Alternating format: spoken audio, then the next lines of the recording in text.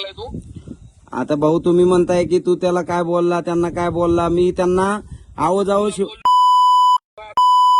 बरं, तूच बोलला, मी त्यांना काहीच बोललो नाही. हा. मी तुला एवढंच म्हणलंय, हा. दिनेश बंगल्यावर एक काम आहे. काय बोललो मी अहो तुला? पण भाऊ आता एवढा मोठा विषय झालाय, तुमचा फोन आल्यानंतर माणूस काय घाबरणार नाही का? नाही घाबरायचं कशाला? मग मोठ्या माणसाच्या नादी लागायचं नाही ना कोणाच्या. अहो पण चुकीचं काहीच केलं नाही ना, मी शेतकऱ्याचीच बाजू मांडतोय भाऊ. नाही, तू नाही ना चुकीचं केलं तर हा. मग बंगल्यावर ये. साहेबाचा माझा काही संबंध नाही, काही विषय नाही. मी तुला आता पण तेच सांगतो, मी तुला बोलावलंय, तू यायचं होतं. साहेबांचा विषय तू काढला, सावंत साहेबांचा. अहो पण आजचा विषय इतक्या दिवसात तुमचा माझा फोन झाला का? ही आजचा विषय झाल्यानंतरच तुम्ही मला कॉल केलाय ना भाऊ.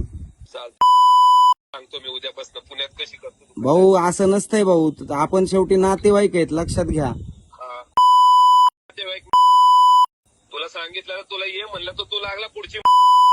मी कशाला भाऊ तुम्हाला कशासाठी काय बोलला तू? सावंत साहेबाला का मध्ये घेतलं याच्यात? कशात? मी बोललो होतो सावंत साहेबांचा काय विषय आहे का म्हणून. अहो मी तुम्हाला काय म्हणलं भाऊ आता? मी बोललो का रे? ऐका ना मगाशी विषय एवढा झाला, बरोबर आहे. मी त्यांना तिथं सुद्धा झाला मागाशी, तुला मला माहितीये का? तुम्ही काय सांगितलं का? तुम्ही काय म्हणले विचारलं तुला? तुम्ही काय म्हणले मला?